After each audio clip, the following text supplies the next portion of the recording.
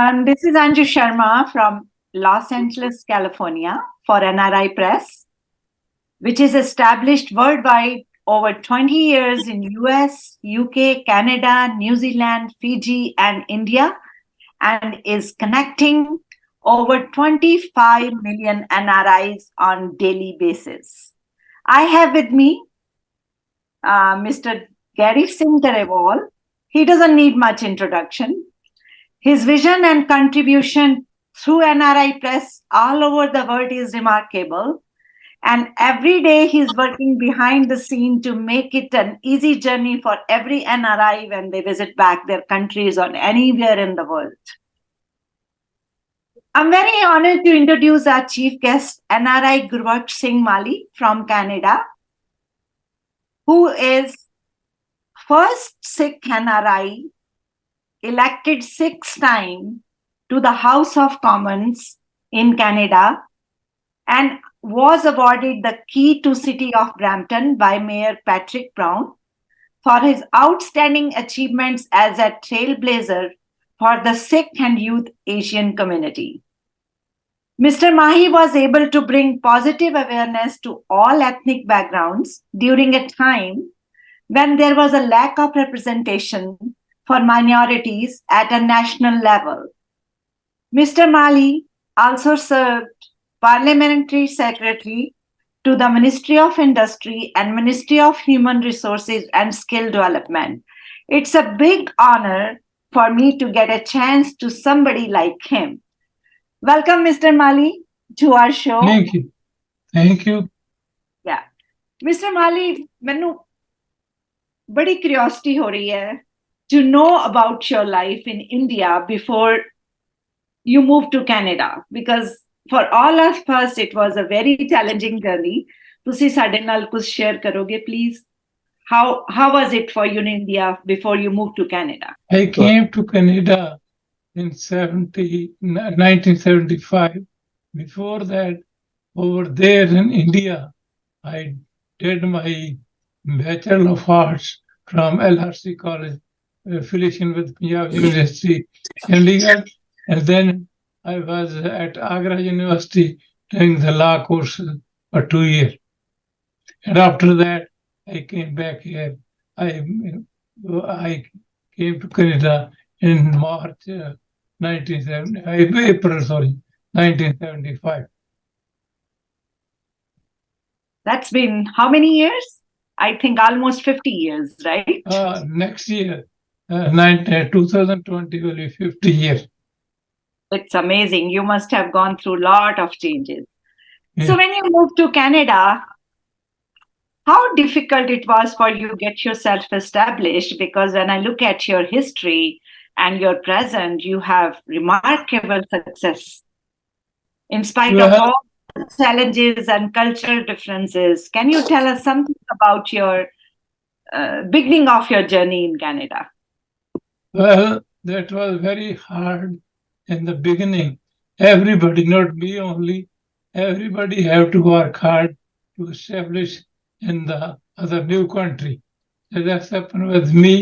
I have to do some odd jobs during that time because I have no skill, just the education only. So at that time, they were asking in Canada, whoever comes, they was asking first the Canadian experience. Or somebody have the Canadian experience if he is not in Canada or he worked in Canada before that. So that was a big problem, big challenge at that time. So I have so many challenges at that time. I then, after a few years, I joined the college and did some courses in the college.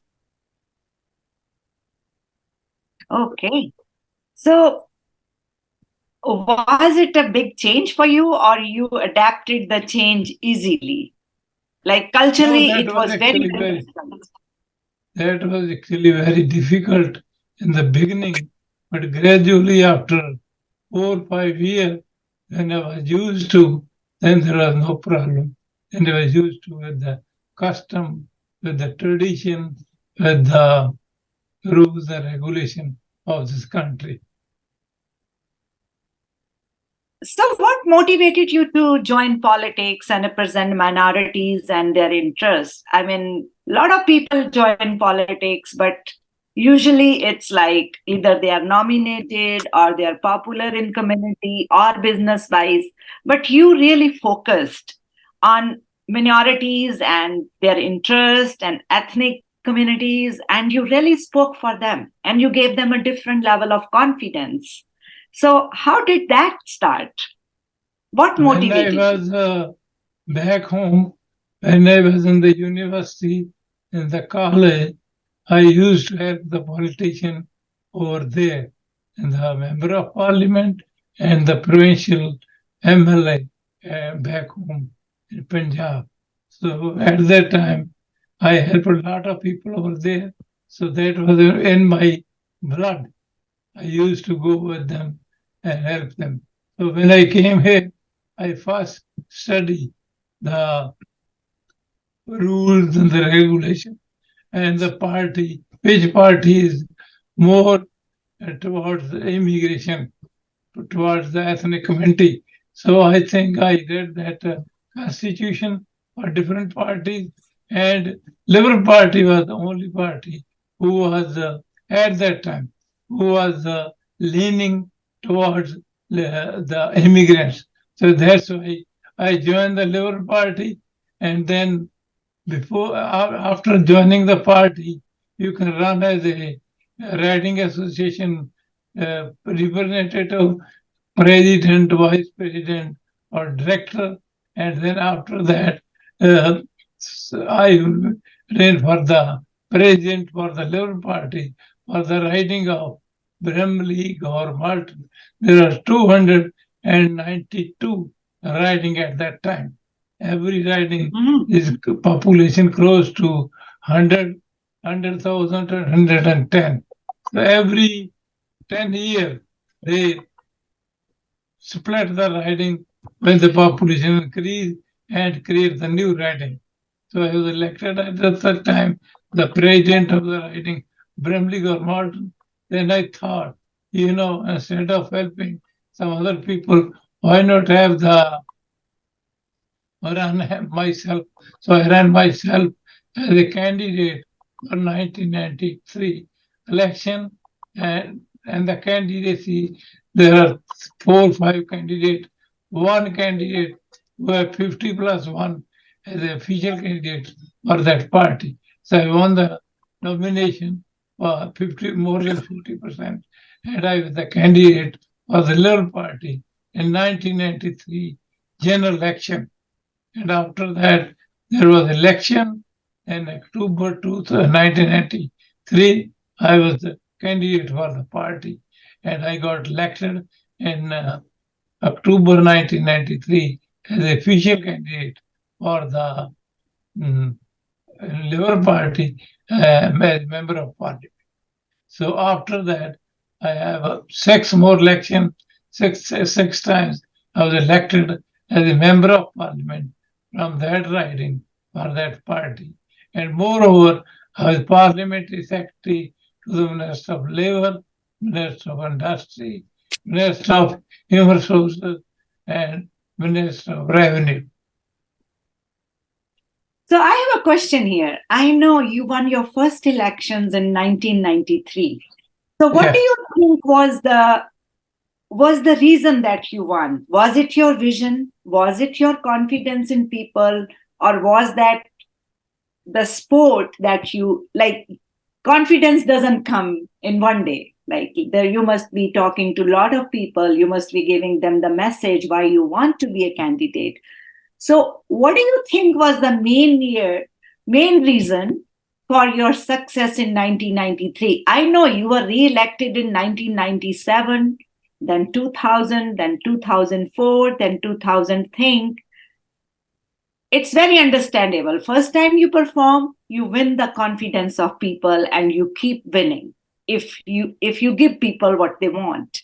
But to win for the first time, what was the main force behind it? Well, first of all, I promised the people that I want to serve the people in the constituency. I am not getting any other full-time or part-time work. I was just working for the constituency when I'm in Ottawa or I am in the riding. So I did that. So that's why the people like me. When they have a problem, I listen to them, I solve the problem, and I have a commitment with the people. Every Friday, I'm in the constituency. I meet every Friday all the people who come for the help. So that's why the first time people were happy with me and they have a confidence on me. And after that, I carry on the same thing for 6 terms. Every Friday, I was meeting the people. And when I'm in Ottawa, somebody call me, I return the call within an hour or so of the same day. So that's what the people want. They want their representative accessible, approachable, and who help the people. And I did that. That's why the people like me, and they elect me 6 times in a row in the parliament. That is just recommendable. Very amazing. And I'm very proud of you as a follow NRI. And are you still involved in politics, or even if not politics, are you still involved in people? Do you still make your voice here? Because I'm sure you already made a place for you in the community there. And any young leaders, any new leaders from NRI community, they must hear you out, because we always want to hear somebody who has such a success. So what do you do right now? Well, beside this, I meet the people. Still, I'm meeting the people. Like today, I'm going to the 2 functions to attend, and have sometimes speaking in the temple and somewhere else when they ask me. And also, I, I meet the people in the like friendly way. And when they want, I attend the function or I go somewhere else in the same way. I'm doing my personal things. Like in the morning, I do yoga and exercise, and the same thing in the evening, exercise and yoga, keep myself healthy. So when you were involved in the politics, I'm asking you a very common question. Did it really affect your family life being so busy with the politics? Or Yeah, because in the politics, you don't have much time for the family because so many functions, so many meetings, so many places to go in Ottawa or in the riding, and some time out of country. It's very hard for the family to. it's very difficult to keep a balance, right? Yeah. Yes. Gary G, I'm sure Okay. you have some very good questions for him. Always Okay. waiting for your question now. Thank you, Anjuji. Thank you. This is great questions. Great answer. Welcome, Malli Saab. We know each other since 75. Okay. I'm proud of you, and definitely whatever you did that one uh, is a kind of seed to our future community, like Anju Sharma ji said that. My question was, right now, a lot of people moving to Canada, especially 10 plus 2 from Punjab. Okay. Mm. Uh, Everybody in United States, UK, or Canada, even India, also a lot of people are worried what the government is doing. Biggest mistake without housing, without things. They open a market like that. Number one, they should have that. Like in United States, we have a dormitory or something in universities, and but if they did a mistake, even Indian government, especially Punjab government, both governments, Congress or Akali Dal, they never did a good job for that. That's the reason people are moving from there. So, what do you suggest that on this topic? I know you are very silent these days. I like to say something for both governments. They are not supposed to do these things. This is a shame for that.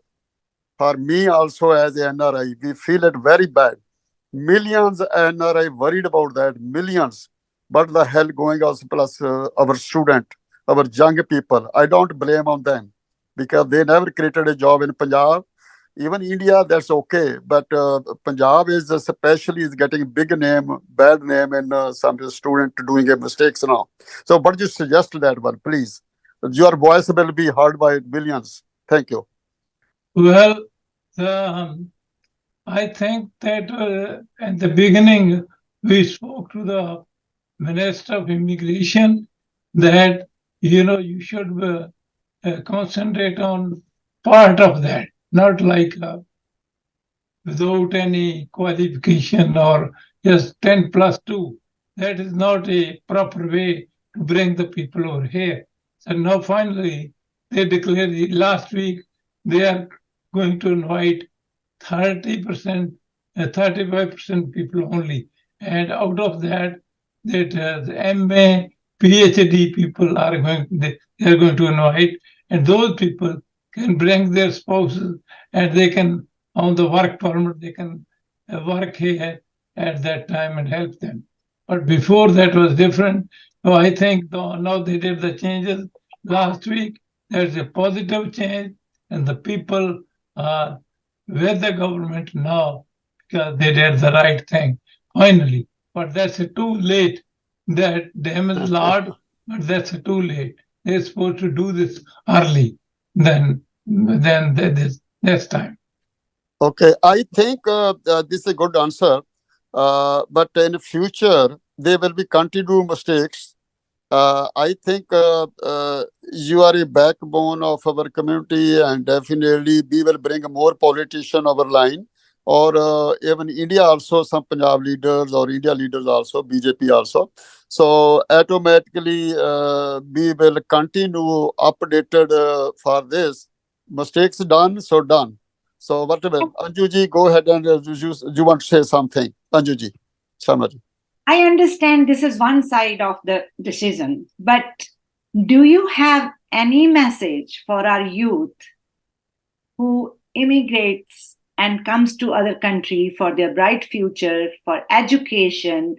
And I personally know the struggle of the parents in India, Punjab especially, what parents go through to send them here financially, morally, and also it affects them physically when their children move out of the country and they can't see them very often.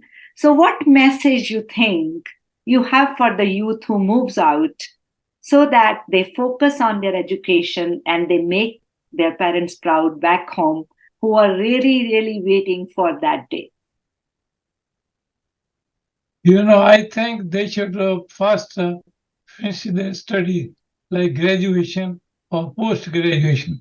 Then they apply for the immigration to Canada. That way, that's good for them if they have graduation, and good for this country, and good for India too. So they have to do that one, because when you are grade 10 plus 2, then there is not big opportunity, large opportunity over here. The people have to do the labor job only. But if you have a study PhD, Master of Science, or Master of arts, then there are a lot of other opportunity here. And even when you finish your studies here, you go back to serve in your country, and there are opportunity over there too. So they have to think about that. 10 plus 2 to come here is not a proper way.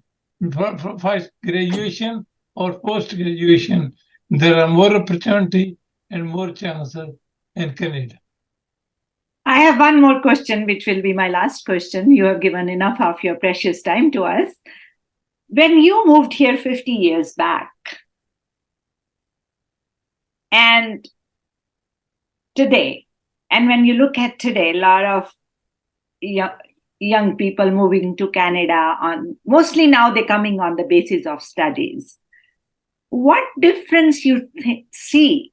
Is it easier for them today, or it was easier to move to Canada when you moved 50 years back? Well, at that time was different. Now it's different. At that time we came here as a because my wife sponsored me, or some other people came, somebody sponsored them. but now they come here for studies. For studies, if you are graduate or postgraduate, there are more chance or opportunity over here than before. So before that, the people have to come and they have to do the odd job or business, whatever. But now they're strictly coming for the studies.